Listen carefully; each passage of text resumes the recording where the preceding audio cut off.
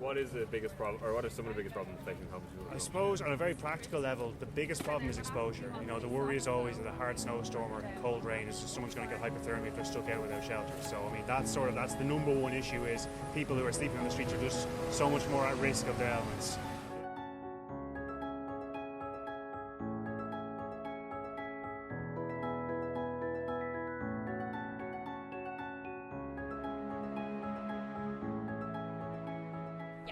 I love it. Like the Soup Run is like a part of me now. I don't kind of couldn't imagine like my life in college like not doing the Soup Run.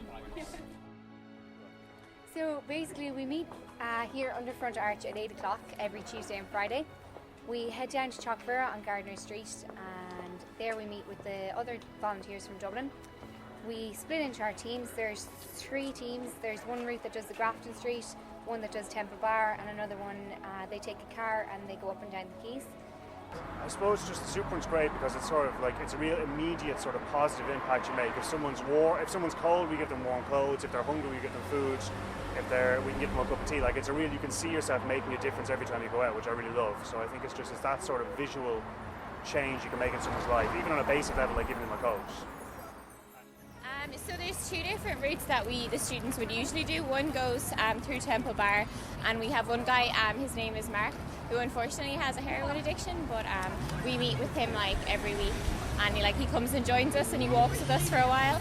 I think it's just like for him to have some company for a bit, but like a few of us that have done it for a few years have gotten to know him quite well.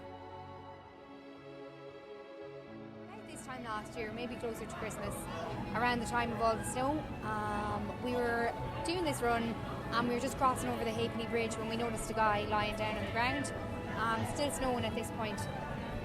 So we went over and we were like, oh hey, you alright? And he was passed out on the ground. 2 people came out of an apartment and they were just like, he's been there for about half an hour. We asked him did he want help, he didn't want it.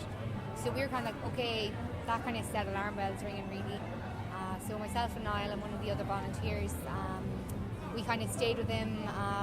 Niall has done a bit of first aid, so we were kind of sussing the scene and realised that, okay, this is actually quite serious, we need to call an ambulance. So the rest of the run went on.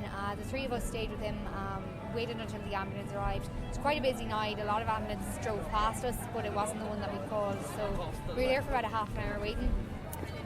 In the meantime, trying to keep him awake, trying to keep him going. I went down, got a cup of tea and stuff. So yeah, in the end the ambulance arrived, so they kind of took care of him. But yeah, that was a pretty memorable experience. I was reading in the news recently that there's been a 21% increase in the number of people homeless in the past 12 months, and like we can see it each week on the streets, as more people are out. The homeless houses they're overflowing to some extent, so you can definitely see it on the streets. It's busier, yeah. There's some moments when you come home and you really think wow, the Soup Run is really making a difference, and also you just realise how incredibly lucky you are. And this girl had moved up to Wicklow, and obviously she just moved up from Wicklow, and she'd obviously fallen hard on her luck, and then she ended up homeless. And she went to the Dublin City Corporation, but then they basically told her that she would have to go back to Wicklow because that's where she was from. And then when she went back to Wicklow, they told her basically that she was Dublin's problem. So basically it's just one of those cases of somebody unfortunately falling through the cracks. And it's just really hard to hear, and it does make you realise more than anything how incredibly lucky we are to have the privileges that we do have as Trinity students. Another problem would be malnutrition. So, people mightn't be eating from one day to the next. We might be the only food they see over the course of a week. So, if you're living on a diet of chocolate bars and sandwiches, your health is going to suffer. So, that's another major issue. Obviously, addiction then is a huge issue that people have. And, it gets worse when in the streets because you might be depressed, you might be down, you might be turning to substance abuse in order to maybe make yourself feel better, things like that. All the whole gamut of things associated with addiction.